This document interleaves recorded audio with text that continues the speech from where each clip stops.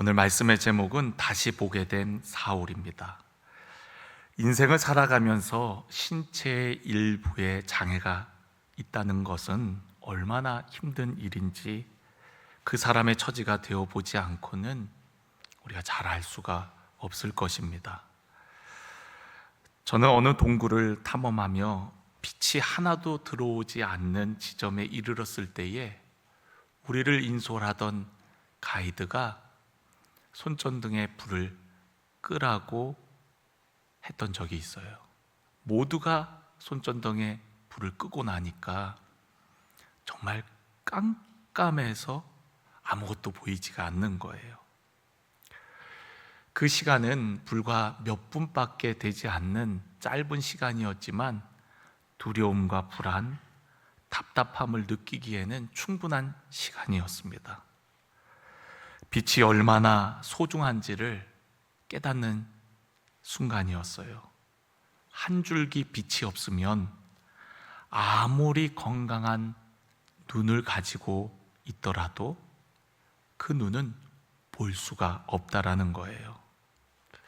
여러분 중에도 좀 시력이 좋으신 분들이 계시죠? 1.5, 2.0, 또 그 이상도 있나요? 네. 아무리 좋은 눈을 가졌다 할지라도 이곳에 빛이 없다면 아무것도 볼 수 없을 거예요. 그 동굴 안에서 다시 손전등을 켰을 때 비로소 내 옆에 있는 사람들이 보이며 안도의 한숨을 쉬었고 또 동굴 안에 아름답고 신비로운 모습을 보며 감탄할 수가 있었습니다. 우리가 사랑하는 사람의 얼굴을 본다는 것, 또한 멋진 풍경을 볼 수 있다는 것은 하나님께서 우리에게 주신 복 중에 복인 줄로 믿습니다. 한번 옆 사람 얼굴 이렇게 바라봐 보세요. 가만히 보고 있으면 어쩜 이렇게 예쁘고 멋있는지, 우리가 이렇게 서로를 볼 수 있다는 게 얼마나 감사한 일인지요. 어떤 분이 개안 수술을 통해서 보지 못하다가 보게 되신 분이 있었어요. 근데 그분이 보시고 자기 가족들을 보면서 하셨던 말씀이 뭐였냐면 고아 그러면서 가족들의 얼굴을 그동안은 손으로 만져서 대충 이랬겠거니 생각을 했는데 직접 눈으로 가족들의 얼굴을 보니 그렇게 감격스러워하는 모습이었습니다. 우리가 본다는 것은 얼마나 큰 축복인지 몰라요. 예수님께서 오셔서 하시는 사역 중에 예수님이 메시아됨을 나타내는 중요한 증거 중에 하나가 무엇이냐면 바로 맹인을 보게 하는 것이었어요. 누가복음 7장에 보면은 세례 요한이 감옥 안에 갇혀서 예수님에 대한 좋지 않은 소문들을 들었던 모양이에요. 세리와 죄인들과 함께 어울려 다닌다는 등 이상한 소문이 들리니까 세례 요한의 마음에도 한순간 흔들렸던 모양입니다. 제자 둘을 불러갖고 예수님께 보내며 오실 그이가 당신이 오니까 아니면 다른 분을 우리가 기다립니까? 하는 질문을 하게 되어집니다. 때마침 예수님께서 질병과 고통과 악귀 들린 자를 많이 고치시며 또 많은 맹인을 보게 하셨습니다. 누가복음 7장 22절을 보면은 예수님이 이렇게 말씀하세요. 세례 요한이 보낸 그들에게 이렇게 제자들에게 이렇게 말씀하십니다. 너희가 가서 보고 들은 것을 요한에게 알리되 맹인이 보며 못 걷는 사람이 걸으며 나병 환자가 깨끗함을 받으며 귀먹은 사람이 들으며 죽은 자가 살아나며 가난한 자에게 복음이 전파된다 하라. 여러분, 이런 일을 하시는 분이 바로 오실 메시아 그분이라는 거예요. 그런데 그분의 놀라운 증거 중에 하나가 바로 맹인을 보게 하는 것이었습니다. 요한복음 9장을 보면은 나면서부터 맹인이었던 사람이 나옵니다. 그 사람 옆을 지나가면서 제자들이 예수님께 질문을 했었죠. 예수님, 저 사람은 나면서부터 보지 못하는 자인데 누구의 죄 때문입니까? 하는 질문을 합니다. 그때 예수님께서는 누구의 죄도 아니다, 하나님의 영광을 위함이다 라고 하시면서 그 사람의 눈을 다시 보게 하십니다. 여러분, 놀랍죠? 태어나면서부터 보지 못했던 자였지만 예수님께서 그 사람의 눈을 뜨이게 하신 거예요. 온 동네에 그 소문은 금방 퍼졌습니다. 바리새인과 서기관들의 귀에도 들려졌어요. 바리새인과 서기관들은 눈뜬 그 사람을 찾아가 묻습니다. 정말 너가 처음부터 보지 못했던 것이 맞냐고. 그리고서는 믿지 못합니다. 그의 부모를 불러갖고 정말 그가 나면서부터 보지 못하였던 자인지를 다시 묻습니다. 당국자들을 두려워해갖고 부모는 잘 말을 못합니다. 그에게 가서 다시 물어보시오 해갖고 다시 눈뜬 사람을 불러갖고 신문하듯 묻습니다.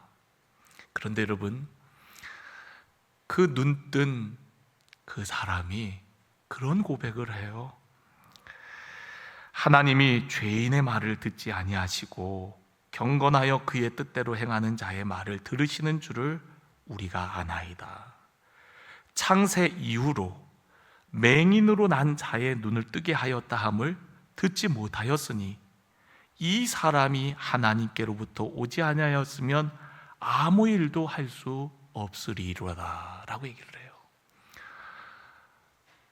바리새인과 서기관들을 향하여, 아니 참으로 이상합니다.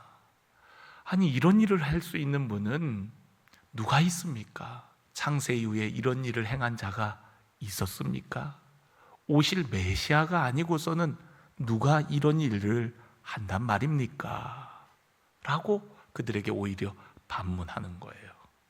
그러니까 그들이 뭐라고 얘기하냐면, 네가 온전히 죄 가운데에서 나서 우리를 가르치느냐 하면서 이 자를 쫓아내게 됩니다. 그들은 성경을 잘 아는 자들이었고 누구보다도 종교적 열심을 가진 자들이었지만 정작 그들이 그토록 기다렸던 메시아가 오셨음에도 불구하고 또한 메시아의 심을 증거하시고 그러한 표적을 나타내셨음에도 불구하고 그들은 예수님이 메시아임을 알아보지 못하였어요. 그런 그들을 향하여 예수님은 그들은 눈은 떴지만 실상은 소경과 다름이 없다라고 말씀을 하십니다. 여러분, 오늘 여러분들 중에도 눈은 떴지만 육신으로는 보지만 주님을 온전히 믿지 못하는 영적 소경은 없으신가요? 저는 오늘 여러분들이 말씀을 통해서 주님을 뚜렷이 보게 되는 놀라운 역사가 있기를 주의 이름으로 간절히 축원합니다. 오늘 우리가 읽은 사도행전 본문 말씀에 등장하는 주인공 역시도 바리새인으로 자기 확신에 찬 눈으로 세상을 살아가지만 그는 실로 정작 봐야 할 것을 보지 못하는 영적 소경이나 다름없는 자였어요. 여러분들도 그런 경험 있으신가요?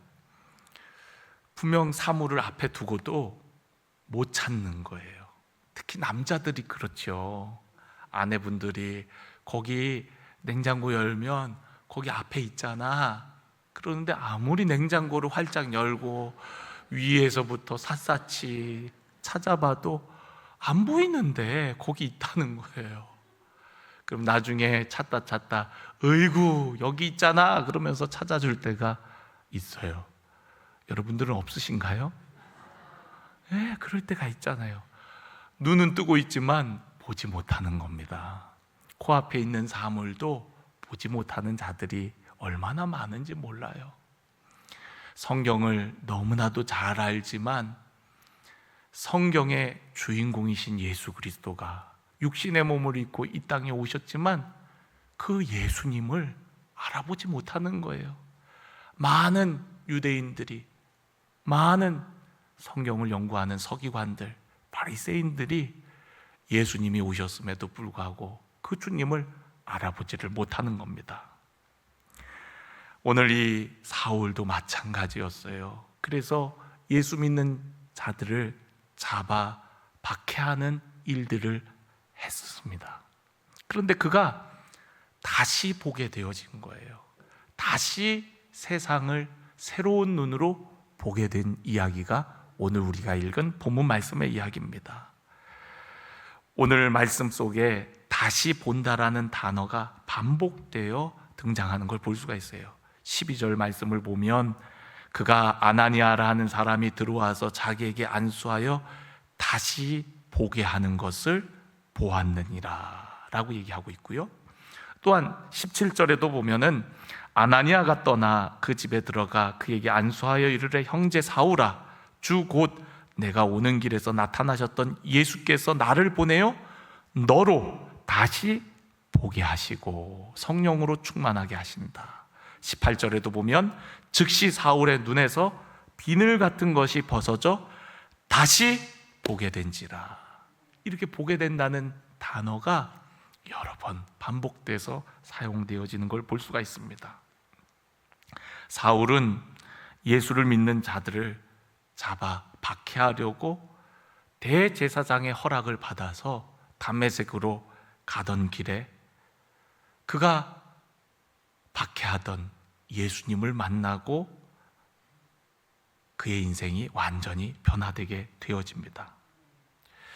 예수님을 만나고 그의 눈은 가리워지게 되어요 사흘 동안이나 보지 못하게 되어집니다. 보던 자가 보지 못하게 되었을 때 얼마나 두려울까요? 그가 다메섹 시내에는 다른 사람의 손에 이끌려서 그곳에 가게 되어집니다. 보던 사람이 보지 못하게 되었을 때 그 두려움은 얼마나 큰지 몰라요. 그런데 그가 사흘 만에 아나니아라는 사람을 통해서 다시 보게 되어지는 환상을 보게 되어집니다. 많은 분들이 보지만 보지 못하는 인생을 사는 경우들이 얼마나 많은지 몰라요. 우리의 삶의 현장이 너무나도 어둡고 힘들게 느껴져서 인생이 캄캄하게 느껴지는 분들이 얼마나 많으신가요? 우리에게도 눈이 뜨여져서 세상을 새롭게 보는 은혜가 있기를 주님의 이름으로 축원합니다. 그렇다면 사울처럼 우리들도 다시 눈을 떠서 진정 보아야 할 것은 무엇일까요? 여러분, 여기에는 다 보시는 분들인데요, 어디 한번 눈을 좀 떠보세요. 일부러 안 보려고 깜빡이지 마시고 눈을 뜨셔서 좀 저를 바라봐 주시면 좋겠습니다.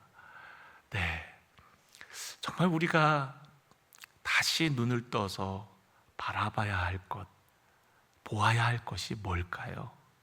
저는 오늘 여러분들에게 세 가지로 도전을 드리고 싶은데, 첫 번째는 우리의 인생의 참 주인이 누구이신지를 보게 되기를 주의 이름으로 간절히 축원합니다. 인생의 참 주인을 발견하는 것은 위대한 발견입니다. 세상의 많은 사람들은 인생의 주인이 나 자신이라고 생각하며 살아가요. 여러분 중에도 아직까지 그렇게 생각하는 분들이 계신가요? 내가 없으면 세상도 없는 거지, 내가 생각하니까 하나님도 있는 거지, 세상의 중심은 나야, 이러한 세속적 인본주의로 인하여 세상을 자기중심적으로 바라보며 살아가고 있진 않으신가요? 내 생각, 내 경험, 내가 살아온 방식, 내가 판단한 것이 맞고 또한 그러한 선택을 합리화하며 살아가는 분들이 너무나도 많습니다. 사울 역시도 그러한 인생을 살았어요. 그런데 그가 다메섹 동상에서 호련히 하늘로부터 임한 빛 가운데 말씀하시는 주님을 만나고서요, 완전히 자신의 생각 그리고 종교적 신념이 잘못되었다는 것을 알게 되어집니다. 내가 가는 방향이 맞다고 생각하고 힘차게 나아갔었는데 그게 잘못됐다는 것을 깨닫게 되어진 거예요. 여러분들은 이미 예수님을 믿는 자들입니다. 그런데 왜 예수를 믿나요? 나는 내 인생의 주인일 수 없다는 것을 발견했기 때문이 아닌가요? 한때 우리도 우리의 인생의 주인이 나라고 생각하고 주인 노릇 해보셨을 겁니다. 그러나 지존하신 주님을 대면하는 순간, 우리 자신의 한계를 깨닫는 순간, 아니, 내가 주인된 인생의 모습이 얼마나 죄고 실패와 절망인 것을 깨닫는 순간, 우리는 하나님 앞에서 그리고 예수님을 향하여 주님이시여 라고 고백하게 되었지 않습니까? 저 역시도 그렇습니다. 저 역시도 내 인생의 주인이 나인 줄 알고 헛된 꿈을 쫓아 또한 쾌락을 쫓아 살아갈 때는 그야말로 내 인생은 방황 그 자체였어요. 그랬던 저의 삶에 주님이 어느 날 찾아오셔서 만나주셨을 때에 내 인생은 그분으로부터 인한 것이구나. 그동안은 내 삶은 나의 것인 줄 알고 착각하며 살았는데 내 삶을 향한 하나님의 놀라운 계획, 또한 하나님의 뜻이 있음을 발견하고 얼마나 놀라웠는지요. 얼마나 당황했는지요. 사울이라는 사람은 실로 자기 자신을 믿고 살만한 그런 사람이었습니다. 빌립보서 3장 5절을 보면 자신을 향하여서 이렇게 소개를 합니다. 나는 8일 만에 할례를 받고 이스라엘 족속이요 베냐민 지파요 히브리인 중에 히브리인이요 율법으로는 바리새인이요 열심으로는 교회를 박해하고 율법으로는 흠이 없는 자라 라고 얘기하고 있어요. 그야말로 자기 지식을 믿고 살 만한 사람이었고, 자기 신념을 믿을 만한 사람이었고, 자기 철학을 믿을 만한 사람이었고, 도덕적으로는 흠결이 전혀 없는 사람이었습니다. 그런데 그가 자기의 종교적 판단을 따라 그리스도인들을 박해하고자 다메섹을 향해 가던 중에 그가 그토록 경멸했던 예수를 만나서 완전히 거꾸러지게 되어지는 것이죠. 우리가 사도행전 9장 초반부를 보면 예수님께서 사울을 만나시는 장면이 나오는데, 예수님이 어떤 모습으로 사울에게 임하셨냐면 호련히 하늘로부터 빛이 그를 둘러 비추었다라고 얘기합니다. 제가 설교 서두에 우리가 아무리 좋은 눈을 가졌어도 빛이 없으면 코앞에 있는 사물도 볼 수 없다라고 말씀을 드렸죠. 예수님이 사울에게 나타나실 때 빛 가운데 나타나셨다는 것은 참으로 의미 있는 하나님의 역사죠. 요한복음 1장을 보면 예수님은 참 빛이시라고 말씀하셨어요. 생명의 빛이라고 했습니다. 사울은 이 세상의 빛으로 모든 것을 알고 판단하고 자신이 옳은 길을 간다고 생각을 했지만 참 빛 대신 주님이 임하고서야 그는 실로 진리 대신 하나님의 섭리, 또한 우리의 생명으로 오신 예수 그리스도를 보고 깨닫게 되어진 줄로 믿습니다. 그가 예수님의 음성을 듣고서 질문을 합니다. 사도행전 9장 5절에 보면 주여 누구시니까? 라는 질문을 해요. 여러분 놀랍지 않습니까? 그가 이전에는 한 번도 만나지 보지 못한 주님이십니다. 빛 가운데 주님의 음성이 들릴 뿐이에요. 그가 주여 누구이시니까 주님을 주님으로 부르는 모습을 볼 수가 있습니다. 예수님께서 말씀하시죠. 나는 너가 박해하는 예수라.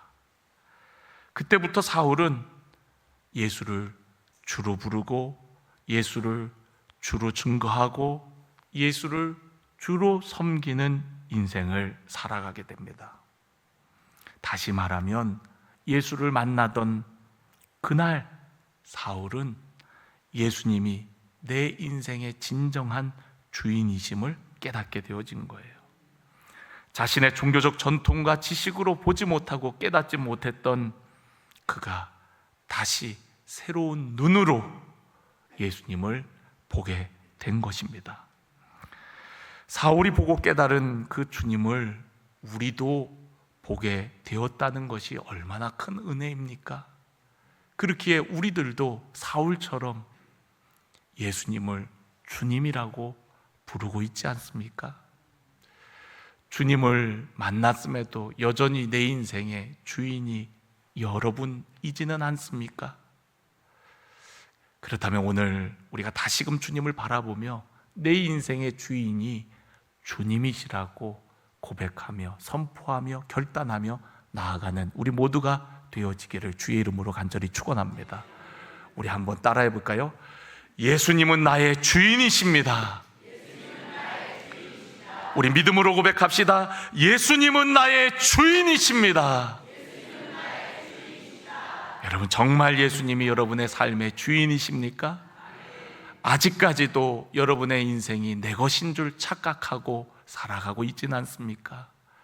오늘 사울이 다시 눈을 뜨고 내 인생의 주관자가 바로 예수님이심을 깨닫고 그분을 쫓았던 것처럼 오늘 우리들도 예수님을 나의 주인으로 모시고 주님이 말씀하시는 대로 순종하며 따르는 믿음의 삶이 되어지기를 주님의 이름으로 간절히 축원합니다. 또한 우리가 다시 보게 되어지는 것이 왜 중요하냐? 어쩌면 우리가 인생이 어둡고 힘들게 느껴지는 이유 중에 하나는 우리를 향한 하나님의 계획, 그것을 우리는 우리 입장에서 사명이라고 부르는데요, 그 사명을 아직까지도 모르고 살기 때문인 줄도 모릅니다. 우리가 무엇을 위해 사는지 모를 때 인생은 방황할 수밖에 없죠. 사울은 예수님을 주로 만나고 나서 그의 인생을 향한 하나님의 계획을 알게 되어집니다. 사울이 예수님을 만나고 보지 못하게 되었을 때 누군가의 손에 이끌려 다메섹으로 들어갔고 거기에서 하나님께서 예비하신 사람을 만나게 되어집니다. 그 사람의 이름이 무엇이었죠? 아나니아라는 사람입니다. 교회 전승에 의하면 이 아나니아라는 사람은 예수님께서 파송했던 70명의 전도인 중에 한 사람이었을 것이라고 얘기합니다. 예수님께서 십자가에 죽으시고 부활하신 후 그 예수님의 소식을 가지고 다메섹까지 가서 복음을 전했던 사람이 바로 아나니아였다는 거예요. 그러니까 다메섹에 교회가 세워질 수 있었던 것은 바로 아나니아 때문이었고, 아나니아는 그 다메섹 교회의 충성스러운 지도자였다라는 거죠. 아나니아에게 사울은 안수받고 세례를 받게 되어졌습니다. 그러니까 사울이 바울 되어지는데 참 중요한 인물들이 있어요. 우리가 잘 알다시피 바나바라든가 또 그가 처음에 회심할 때 역할을 했던 아나니아, 이런 사람들이 있었기 때문에 사울이 바울과 같은 훌륭한 사도가 될 수 있었던 것이죠. 그런데 여러분, 오늘 우리가 성경을 보면은 아나니아에게 이 사울을 향한 하나님의 계획을 말씀해 주십니다. 15절에 있는 말씀을 우리 다 같이 한번 봉독하겠습니다. 주께서 이르시되 가라, 이 사람은 내 이름을 이방인과 임금들과 이스라엘 자손들에게 전하기 위하여 택한 나의 그릇이라. 아멘. 아나니아가 처음에는 사울을 만나는 것을 주저했습니다. 그러나 이 사람을 향한 나의 계획이 있다라고 얘기를 합니다. 이 사람은 내 이름을 이방인과 임금들과 이스라엘 자손들에게 전하기 위하여 내가 택한 나의 그릇이라 라고 말씀하는 거죠. 아나니아가 사울을 만나서 안수하여 그의 눈을 보게 하였을 뿐만 아니라 하나님께서 일러주신 이 놀라운 계획을 사울에게 일러 주었습니다.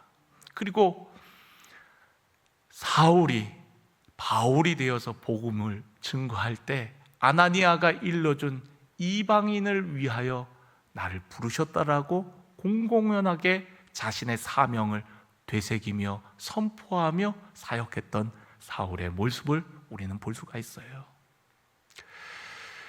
하나님이 우리를 향한 계획을 안다는 것, 우리의 인생의 사명을 안다는 것은 우리의 인생을 완전히 바꾸어 놓게 되어집니다.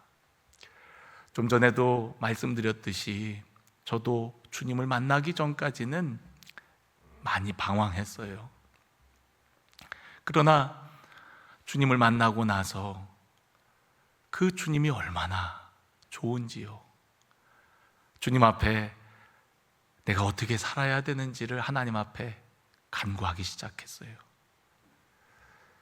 그때 하나님의 부르심을 깨닫게 되었고, 저를 통해서 많은 사람들이 복음을, 하나님의 말씀을 듣기를 원하신다는 것을 알고, 한편으로는 감격하면서도 한편으로는 굉장히 부담스러웠습니다.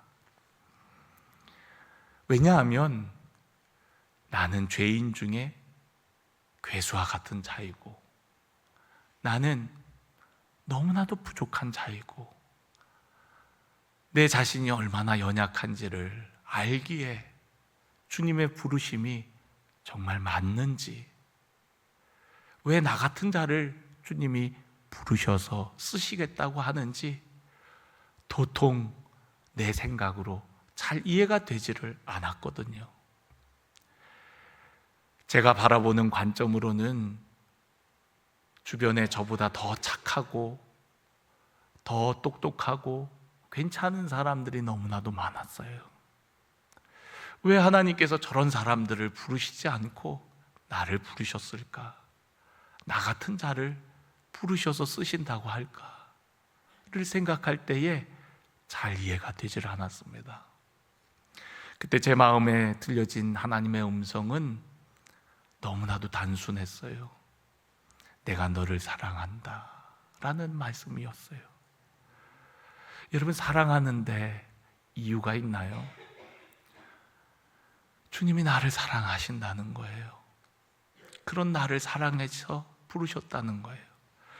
너무나도 부족한데, 죄인 중에 죄인인데 그런 나를 사랑하신다는 거예요. 성경을 읽는데 너무나도 감사하고 감격했습니다. 그 부분이 어디냐면 고린도전서 1장 27절의 말씀이었어요.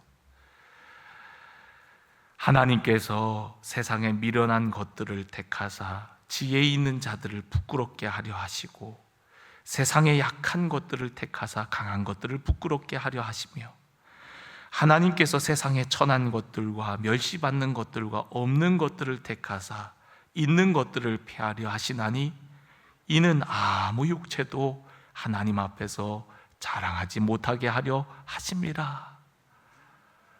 제가 바로 그 미련한 자거든요. 제가 바로 그 약한 자이거든요. 제가 바로 죄인 중에 죄인이거든요. 그런데 하나님의 방법이, 하나님의 섭리가 그러한 자를 통해서 하나님이 영광 받으시고, 또한 그러한 자들을 통하여서 자기를 자랑하지 않고 오직 하나님만을 자랑하도록 하기 위해서라고 말씀하시는 거예요. 아, 그래서였구나. 늘 제 안에는 떨쳐버릴 수 없는 열등감들이 있었거든요. 자라온 배경, 환경, 경험 가운데 나도 모르게 내 속에 깊숙이 박혀있는 그런 열등감들, 주님의 부르심 앞에도 선뜻 기쁨으로 반응하지 못할 수밖에 없었던 그러한 제 안에는 열등감들이 가득했거든요. 그런데 주님이 나를 사랑하신다는 음성과 또한 고린도전서 1장에 있는 이 말씀이 나를 향한 하나님의 계획을 확신할 수가 있었고, 다시금 기쁨으로, 감사함으로 주님을 따를 수 있도록 이끌어 주셨습니다. 여러분, 그렇습니다. 하나님은 결코 실수가 없으세요. 오늘 여러분들이 이 자리에 있는 것은, 오늘 여러분들이 예수님을 믿게 된 것은 오늘 여러분들을 향한 하나님의 놀라운 계획이 있다는 증거예요. 그리고 우리의 사명이 분명히 있습니다. 사명이 있기에 오늘 우리가 숨을 쉬고 살아가는 것이거든요. 사명이 끝나면 아무리 젊어도 주님의 부름을 받는 것이고, 사명이 있다면 아무리 약해도 또한 그때까지 사는 겁니다. 모세는 눈이 어두워지지 않고 기력이 쇠하지도 않았음에도 불구하고 그의 사명이 다하자 그의 삶을 하나님께서 불러가셨어요. 여러분, 오늘 우리가 지금 호흡하고 살아간다는 것은 우리를 향한 하나님의 계획, 우리를 통해서 하나님께서 하시고자 하는 하나님의 일이 있다는 거예요. 저는 오늘 여러분들이 그 사명을 깨닫고 보기를 간절히 원합니다. 그리고 그 사명을 붙잡고 믿음으로 나아가는 복된 삶이 되어지기를 주의 이름으로 간절히 축원합니다. 오늘 여러분의 사명은 무엇인가요? 깨닫고 확신하며 담대히 나아가기를 주님의 이름으로 간절히 축원합니다. 마지막으로 우리가 다시 보아야 할 것은 무엇입니까? 그것은 지금 이 순간에도 함께 하시는 주님을 보아야 하는 줄로 믿습니다. 주님의 인도하심과 보호하심을 볼 수 있는 눈이 열리기를 주의 이름으로 간절히 축원합니다. 사도 바울이 다시 보게 되었어요. 그리고 하나님의 영으로 충만함을 입었습니다. 다시 보게 된 사울의 인생은 완전히 180도 다른 인생을 살아가게 되어집니다. 우리가 읽진 않았지만 사도행전 9장 20절을 보면 즉시로 그가 보게 되자마자 즉시로 각 회당에서 예수가 하나님의 아들이심을 전파하였다. 여러분, 사울이 다메섹에 온 이유가 무엇이었습니까? 예수 믿는 자들을 잡아서 박해하기 위해서 오지 않았습니까? 그런데 그가 빛 가운데 예수님을 만나고 다시 보게 되었을 때에 그는 더 이상 지금까지 살아온 대로 살아갈 수가 없었던 거예요. 보게 되자마자 그는 즉시로 나와 같이 아직도 보지 못하고 있는 그들을 향하여 나아가서 내가 만난 예수, 그분이 바로 하나님의 아들이심을 증거하기 시작합니다. 그랬더니 유대인들이 난리가 났어요. 그런 사울을 잡아 죽이기로 공모합니다. 그때부터 사울의 인생은 가시밭길이었어요. 사울은 가만히 있어도 그 사회에서 인정받고 존경받고 얼마든지 성공하고 부와 명예를 얻을 수 있는 사람이었습니다. 가만히 있기만 해도 그런 삶이 보장된 그런 사람이었어요. 그런데 그가 다시 보게 되고 나서 예수가 하나님의 아들이심을 증거하기 시작한 그 순간부터는 그의 인생은 꽃길이 아니라 가시밭길, 고난의 길이 열려지게 되어진 겁니다. 그 길은 그냥 힘들고 어려운 정도의 길이 아니라 죽음이 예고된 길이었어요. 죽음을 각오해야만 갈 수 있는 길이었습니다. 그런데 어떻게 사울이 그 길을 걸어가게 되어지죠? 바로 그와 함께 하시는 주님을 보았기 때문에 그렇습니다. 그가 매를 맞아도, 감옥에 갇혀도, 그곳에도 나와 함께 하시는 주님을 보았기 때문에 그 길이 힘들어도, 그 길이 마치 모험을 하는 길이라 할지라도, 위험한 길이라 할지라도 내 앞서 가신 주님을 보았기 때문에, 아니 지금 나와 함께 하시는 주님을 보았기 때문에, 나의 손을 잡고 나의 등 뒤에서 나를 도우시는 그 주님을 보았기 때문에 사울은 그 길을 갈 수가 있었던 거예요. 여러분, 오늘 우리에게도 그러한 눈이 뜨여지기를 원합니다.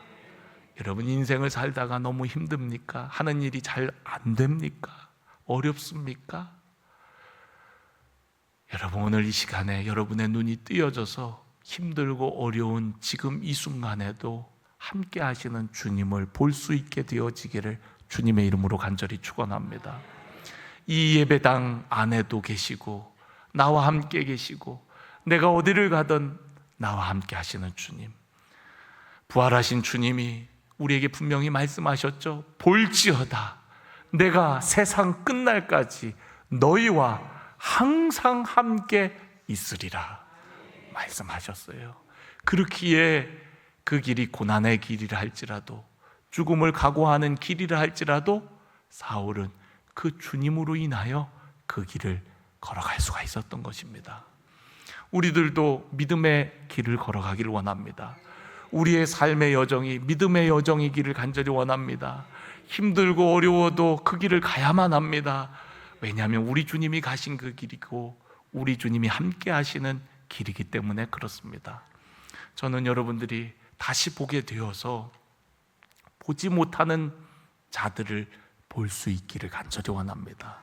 사울이 다시 보게 되고 나서 보지 못하는 자들을 향하여 복음을 증거했습니다. 그리고 수많은 사람들의 눈을 뜨이게 하는 이방인들을 위한 하나님의 쓰임받는 그릇이 되었어요. 아나니아가 그러한 역할을 했고요, 사울 역시도 눈을 뜨고 나서 아나니아와 같이 누군가의 눈을 뜨이게 하는 거룩한 통로가 되었습니다.